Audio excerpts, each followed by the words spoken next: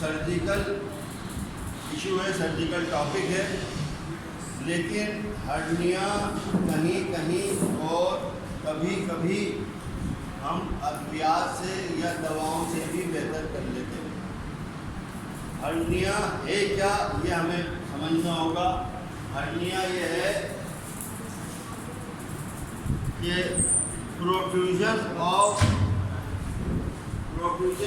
Internal content or part of body, specially abdominal cavity, protrude via any natural orifice. अच्छा, मैं इसको आसान लफ्ज़ों में इस तरह समझाने की कोशिश करूँगा कि हर्निया जो है, हर्निया अंदरूनी बॉडी पार्ट का, हर्निया क्या है, बॉडी पार्ट्स का जिस्म से बाहर निकल आना, खासकर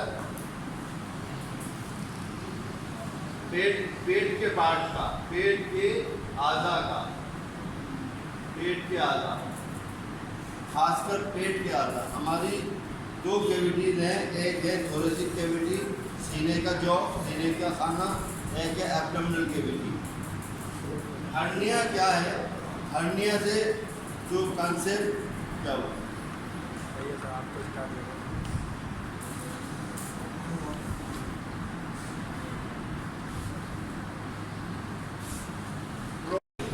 बाहर की तरफ निकल आना। बाहर निकल आने से मुराद क्या है, बाहर निकल आने से मुराद क्या, hernia protrude of body part, body content through orifice, original orifice. देखिए, हमारा पेट जो है उसमें बहुत सारे आधा हैं कंपैरेटिवली हमारे सीने के, यानी दो कैविटी है हमारी। एक सीने की कैविटी है, ये थोरेसिक कैविटी कहलाएगी, ठीक है, थोरेसिक कैविटी, और एक है एब्डोमिनल कैविटी, एक है एब्डोमिनल कैविटी। जो थोरेसिक कैविटी है उसमें इम्पोर्टेंट पार्ट है लंग्स, हार्ट, लेकिन एब्डोमिनल कैविटी में बहुत ज़्यादा पार्ट्स हैं। हमारा जिगर भी एब्डोमिनल कैविटी में, पूरी GI एब्डोमिनल कैविटी में, हमारा मैदा भी एब्डोमिनल कैविटी में, हमारी छोटी आँख जिसकी लंबाई तकरीबन 23 फीट, 24 फीट, 22 फीट, यानी 20 से 24 फीट तक की होती है लंबाई, छोटी आँख कहलाती है, वो भी हमारे एब्डोमेन में। हमारी बड़ी आँख जिसकी लंबाई तकरीबन 5 फीट होती है, कोलोन कहलाता है, असेंडिंग कोलोन और ट्रांसफर कोलोन और डिसेंडिंग कोलोन। तो जो असेंडिंग कोलोन है, ट्रांसफर और डिसेंडिंग कोलोन, ये कुल मिला के 5 फीट। ये तमाम आज़ा, फिर गुर्दे, फिर ख़वातीन के जेनिटल आर्गन इंटरनल, ये सारे के सारे एब्डोमिनल कैविटी में होते हैं। इनका बाहर निकल आना किसी ओरिजिनल ओरिफिस से, फितरी कुदरती ओरिफिस से, या किसी गैर फितरी ओरिफिस से। ओरिफिस से मुराद सुराख या रास्ता,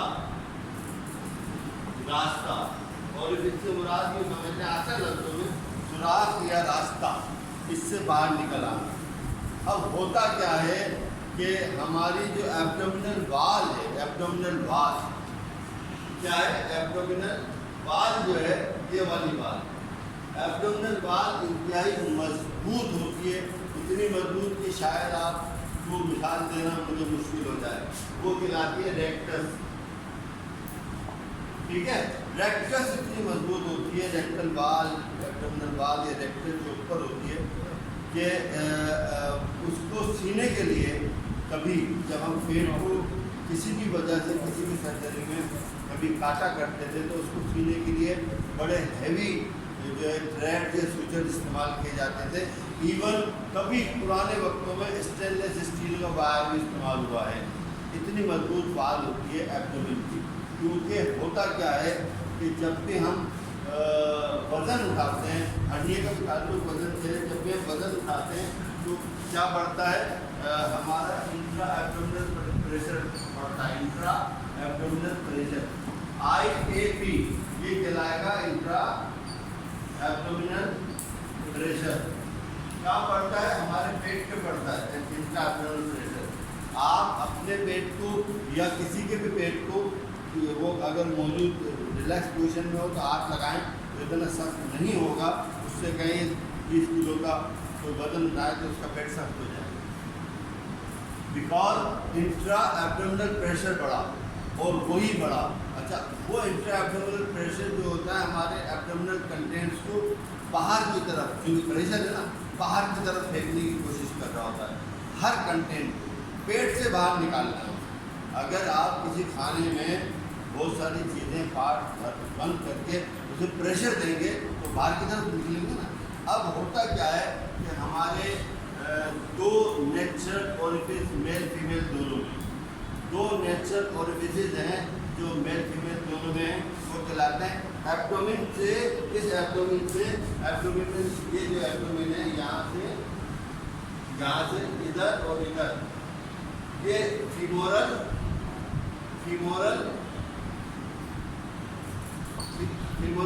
artery, femoral when, femoral nerve, यानी हमारी टांगों के लिए जो सप्लाई इधर से और इधर से आ रही है वो एब्डोमिनल कैविटी से आ रही है।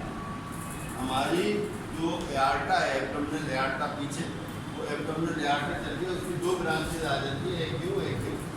एब्डोमिनल सप्लाई से, ब्लड सप्लाई से जो उसको टांगों को निकल रही है सप्लाई, वो उसमें कुदरती तौर पे एक नेचुरल रास्ता बनाया हुआ है। तो नेचुरल रास्ते से हमारी एब्डोमिनल जो वाल में से फीमर की, राइट फीमर के लिए और लेफ्ट फीमर के लिए सप्लाई आ रही है। ब्लड की सप्लाई भी आ रही है, वेन की सप्लाई वापस जा रही है और नर्व्स की सप्लाई भी आ रही है और दीगर चीज़ें। मेजर है, मेन।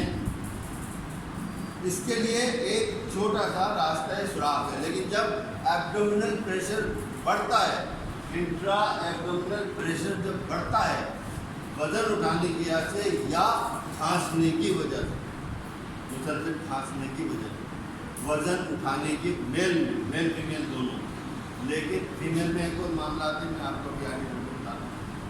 तो वो सुराख जो है, वो जो रास्ते हैं वो थोड़े से खुल जाते हैं। एब्डोमिनल प्रेशर बढ़ रहा है, वो सुराख खुल जाते हैं। जब वो खुल जाते हैं थोड़े सुराख या वो रास्ते, तो आँख का कोई हिस्सा या पार्ट ऑफ बॉडी का कोई हिस्सा जो है वो उस फीमोरल ओरिफिस से, उस रास्ते से बाहर की तरफ निकल आता है। प्रेशर, इंट्रा एब्डोमिनल प्रेशर बाहर की तरफ निकल आता है और उसी को हम हर्निया कहेंगे, लेकिन उसको कहेंगे फीमोरल हर्निया। अब फीमोरल हर्निया इसलिए कहेंगे कि फीमर के फीमोरल हर्निया जो एक से जाए फीमोरल हर्निया, ठीक है। ये है फीमोरल हर्निया जो यहाँ से निकल रहा है। मेल में क्या होता है कि मेल में आखिर में, बच्चे में सबसे आखिर में टेस्टिस जो है वो बाहर आते हैं, सबसे आखिर में टेस्टिस बाहर आते हैं। तो इसके जो ओरिफिस है, जो रास्ता है टेस्टिस को बाहर लाने का, जो टेस्टिस बाहर आ रहे हैं, तो उसके मेल में जब इंट्रा एब्डोमिनल प्रेशर बढ़ता है तो ये इंग्वाइनल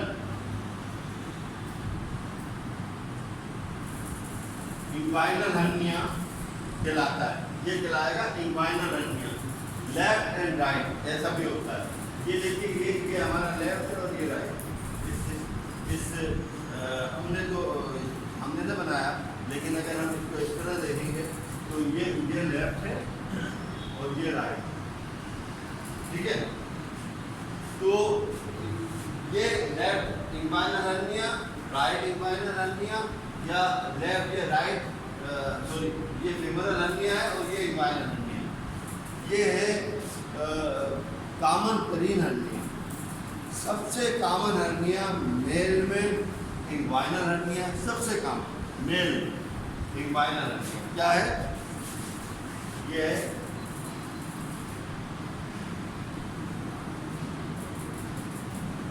इंग्वाइनल हर्निया, सबसे कॉमन।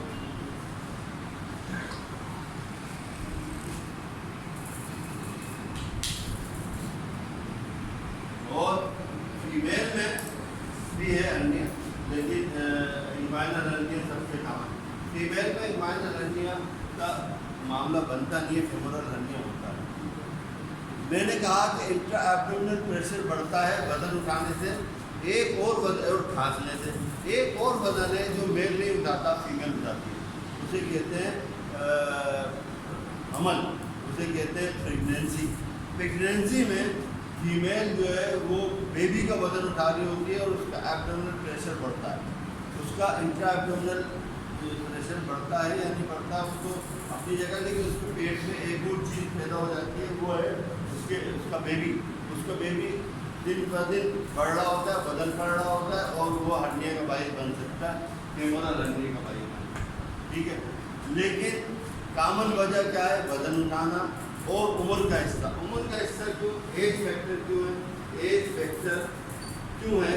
एज फैक्टर इसलिए है कि हमारे मसल जो है बड़ी उम्र में आके मेल हो या फीमेल हो वो लूज कर जाते हैं, ढीले हो जाते हैं और हम आदि नहीं रहते वजन उठाने के। बार बार जब हम वजन उठाते हैं तो एक्सरसाइज में मुशक्कत होती है, जिसकी वजह से हर्निया के चांसेस कम होते हैं, मसल मजबूत होते हैं। जब मसल ढीले हो जाते हैं, एक ओरिफिस ये है तो जो मेल में और फीमेल में दोनों में कॉमन है फीमोरल ओरिफिस, फीमोरल रास्ता। दूसरा जो टेस्टिस है वो सिर्फ मेल में है और टेस्टिस में होने वाला हर्निया इन्वाइनल हर्निया। ठीक है, अच्छा अब आ जाए एक और हर्निया, ये थोड़ा सा इसको मैं साफ कर देता हूँ। टाइप ऑफ हर्निया में मैं आपको बताता हूँ कि टाइप ऑफ हर्निया क्या है।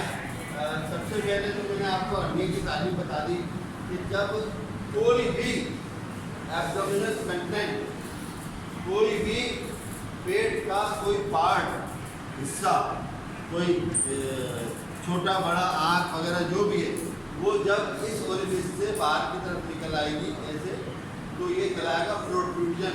क्या कहलाएगा? प्रोट्रूड हो जाना, यानी स्वेलिंग हो जाती है या स्वेलिंग होती है या स्वेलिंग होती है। अच्छा, पेशेंट आके कहता है कि डॉक्टर साहब मेरे बच्चे को जब खड़ा होता है बच्चा स्टैंडिंग पोजीशन में, या मुझे ये हिस्सा बाहर निकल आता है, सूजन आ जाती है, वो स्वेलिंग बताएगा, सूजन बताएगा। तो सूजन या स्वेलिंग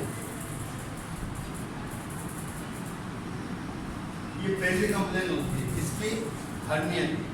अच्छा, जब वो सूजन और स्वेलिंग एक ही जगह बताएगा, फीमर पे या रान के इधर या टेस्टिस के नीचे, तो वो जब ये बताएगा तो आप ये पूछ सकते हैं कि सिर्फ जब आप खड़े होते हैं जब ये होता है ये सूजन, या जब लेटे हुए होते हैं जब भी हो जाता है, तो वो बताएगा लेटने से नहीं होता, जब मैं लेट जाता हूँ। तो फिर आप 80% इसे हर्निया तस्वुर करें, 80% इसे हर्निया तस्वुर करें। अगर स्टैंडिंग पोजीशन में पोस्चरल चेंजेस आ रही हैं किसी सूजन में, खासकर सूजन कहाँ है? एक दो जगह पे या एक जगह पे। अगर यहाँ सूजन आ रही है या प्रोट्रूजन आ रही है तो हर्निया है। एक फेमोरल हर्निया कहलाएगा, एक इन्वाइनल हर्निया कहलाएगा। एक है अम्बिलिकल हर्निया।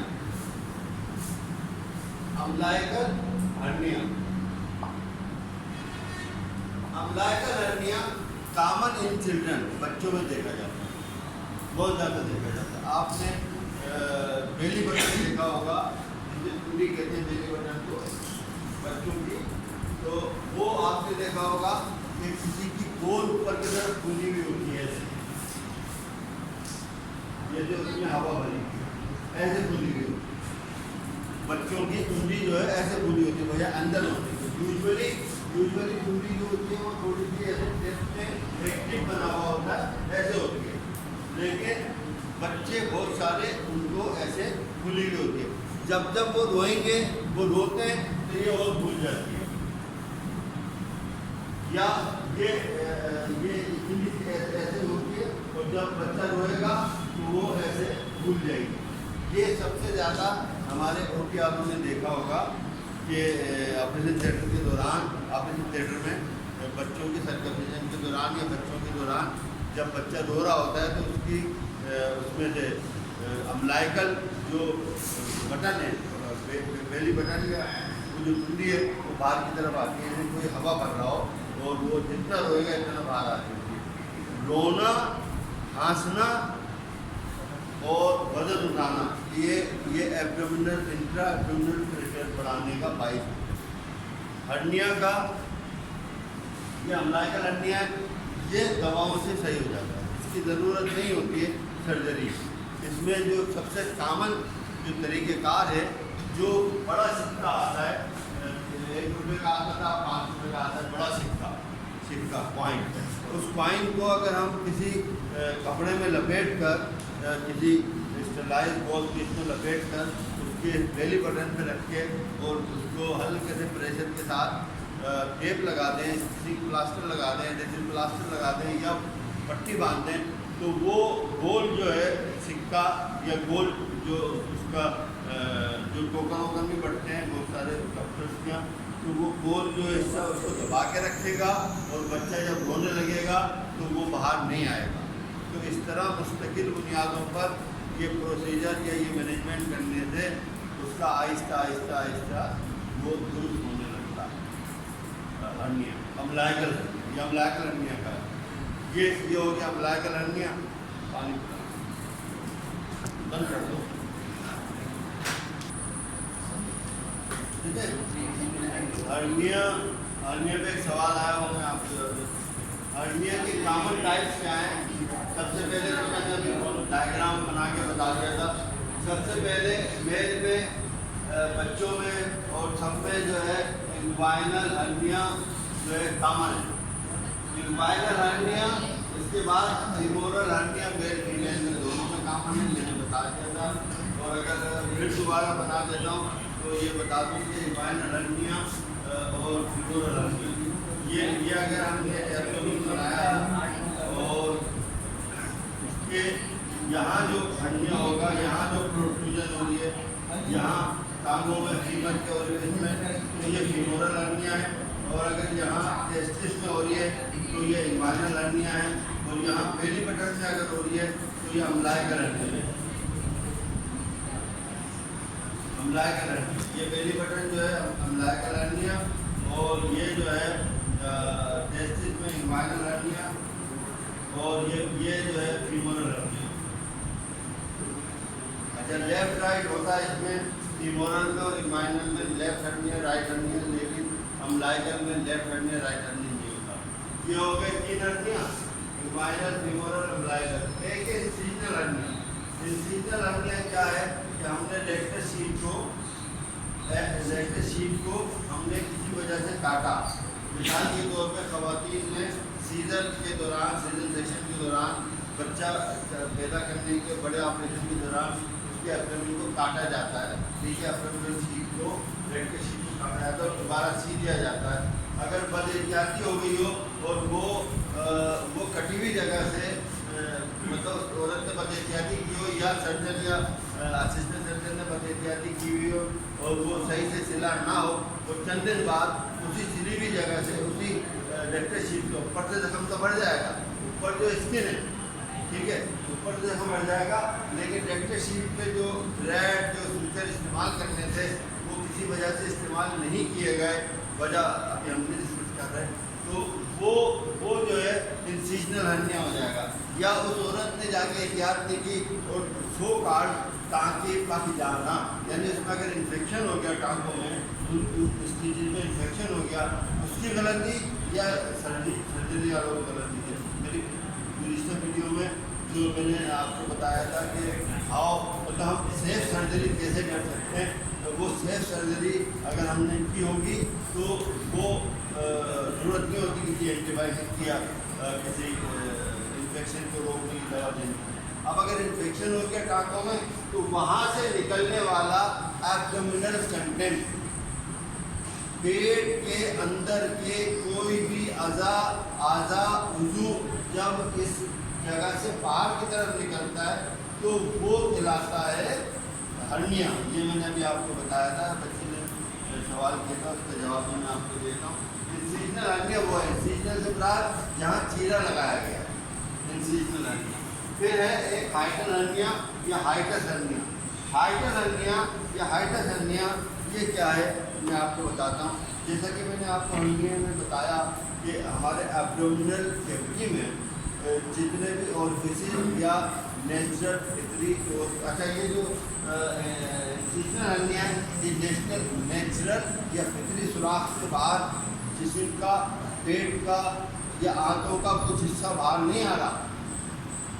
पेट का, आंतों का कोई भी हिस्सा थोड़ा सा, खासकर आंतें आती हैं, छोटी आंत आती है, वो थोड़ा सा बाहर की तरफ आए और बाहर आके उस सुराख में से, उस रास्ते में से बाहर की तरफ निकल आए और सूजन की सूरत में नज़र आ रहा होगा मरीज को भी और डॉक्टर को भी, तो उसको हर्निया कहते हैं।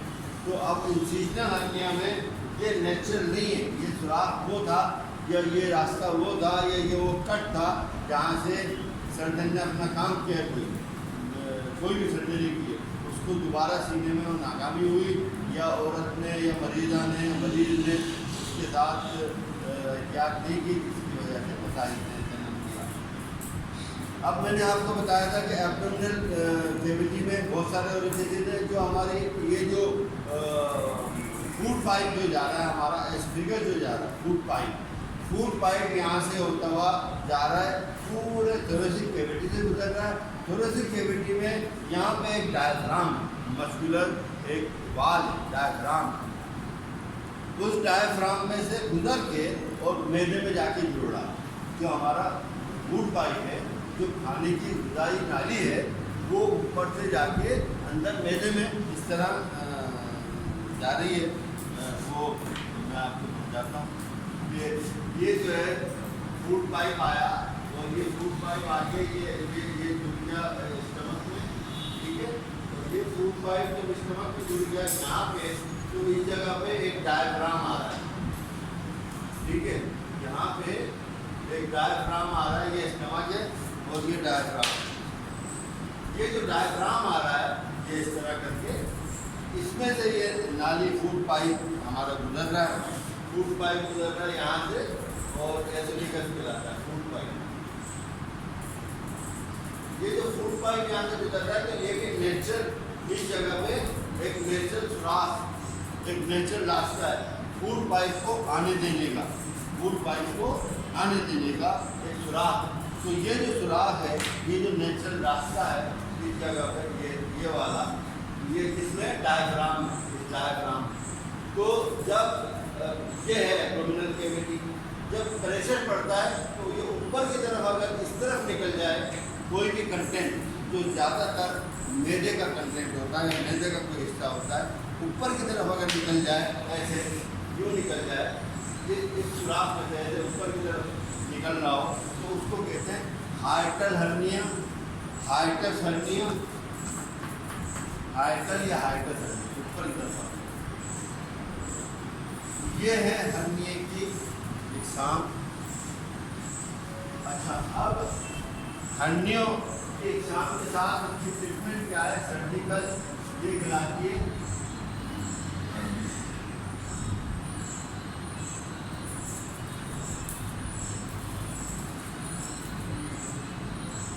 हर्नियोग्राफी, हर्नियोग्राफी या हर्नियोग्राफी, ग्राफी तो बड़ा सॉरी, हर्नियोग्राफी जो है उसको सीना, उसको रिपेयर करना, या जो कॉमन लफ्ज़ है वो है hernioplasty,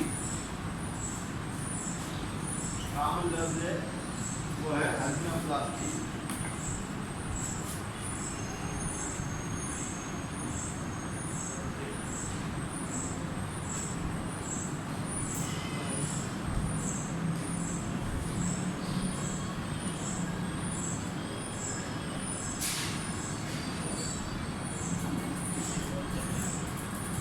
hernioplasty, plastic, hernioplasty, plastic से क्या मुराद है? हर्नियोग्राफी से क्या मुराद है? हर्नियोग्राफी से मुराद है हर्निया को सीना, हर्निया को सीना।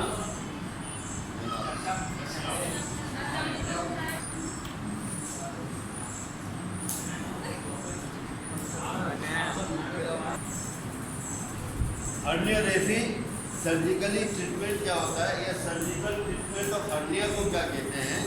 ये सही लफ्ज़ है सर्जिकल ट्रीटमेंट ऑफ हर्नियो को कहते हैं हर्नियोरेफी।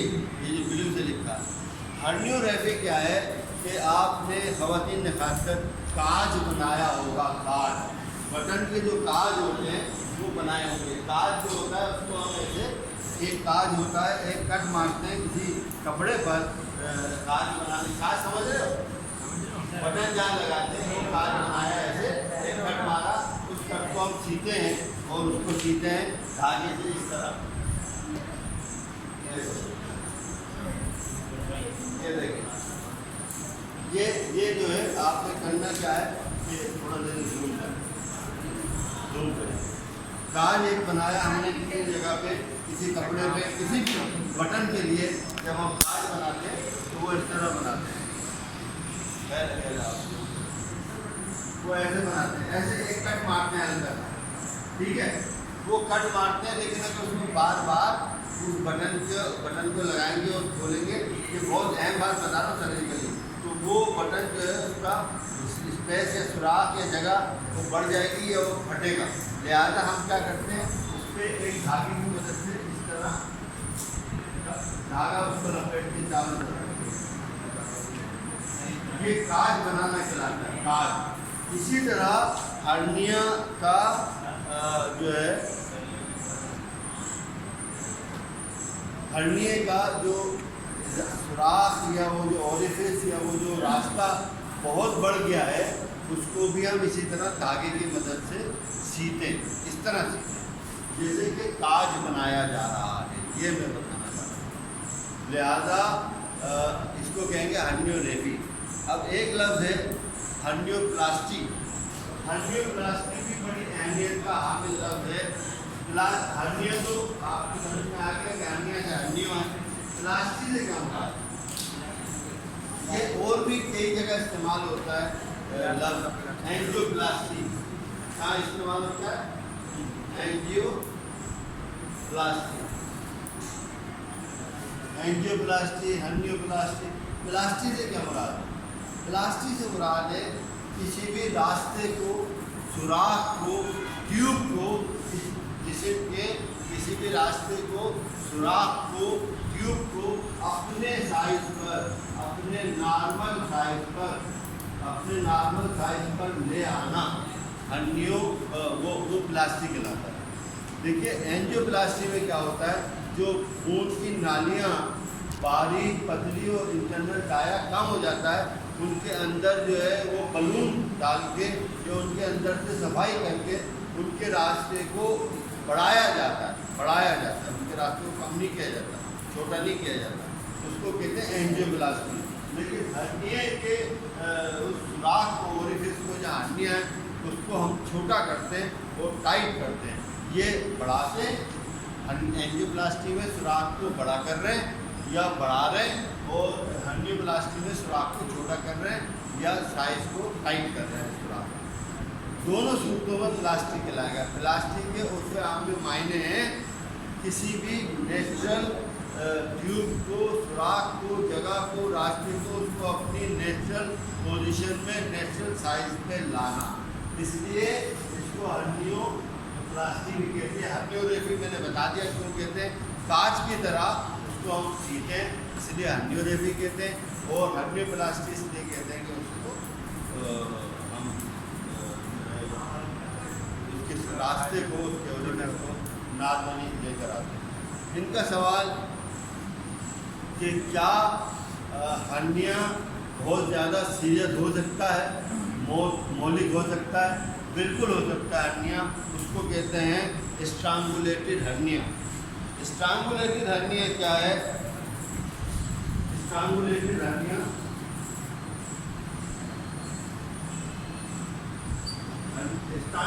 हर्निया कहलाता है जबकि आँख या कोई भी चीज़ जहाँ से बाहर निकली, फीमोरल ओरिफिस से बाहर निकला, कोई भी पार्ट ऑफ एब्डोमेन, हाथ वगैरह निकली, और निकलने के बाद वापस नहीं गई, निकलने के बाद वापस नहीं गई तो वो फंस गई। क्या हुआ कि उसका वजन उठाने के आते उसका जो ओरिजिनल ओरिफिस था या सुराख था वो बड़ा हुआ, आँख बाहर आ गई और उसने वजन फेंक दिया या वजन छोड़ दिया, वो सुराख वापस टाइट हो गया, मतलब इतना नहीं लेकिन इतना हो गया कि आँख उसको फंस गई, वापस नहीं आ सकती। उसको कहते हैं स्ट्रैंगुलेटेड हर्निया।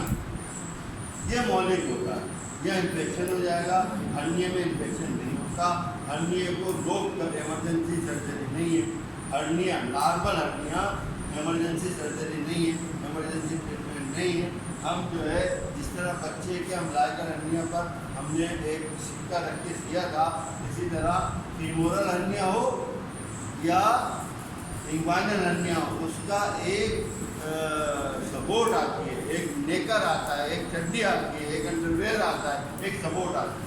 आप लिख के दें उसको तो लेफ्ट इंग्वाइनल हर्निया या राइट फेमोरल हर्निया, वो साइज लिख के दे, बंदा लिख के दे, वो बंदा लेके जाएगा, अडल्ट है, फीमेल है, मेल है, तो वो ऐसा बेड नुमा चट्टी या बेड नुमा अंडरवेयर होगा जो उसी हिस्से को दबा के रखेगा। अगर राइट इंग्वाइनल हर्निया का या राइट फेमोरल हर्निया का बेड मंगाया तो वो यहाँ पर फीमर पर एक दबाव रखेगा मुस्तकिल, तो जब हम वजन उठाएंगे तो वो आँख बाहर नहीं आएगी। बात समझ में आ गई?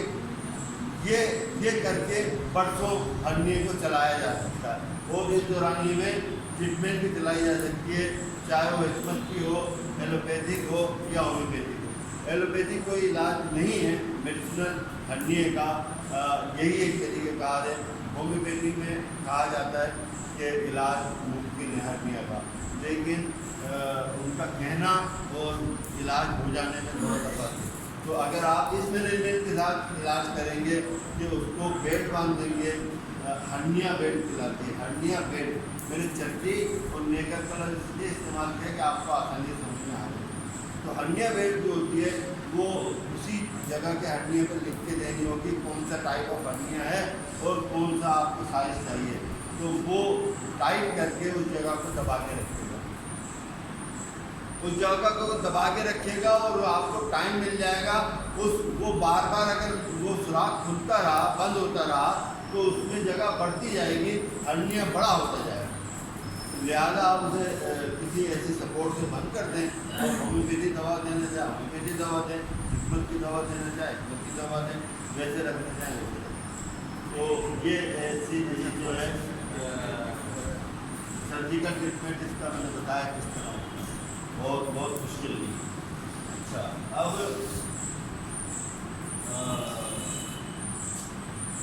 इसमें कोई सवाल हम कर लीजिए। बड़ी अहम बात आपको बताने जा रहा था लेकिन वो जहन से निकल गई क्योंकि आपको तो भारत। अब आप बताइए कि इसमें कोई सवाल है?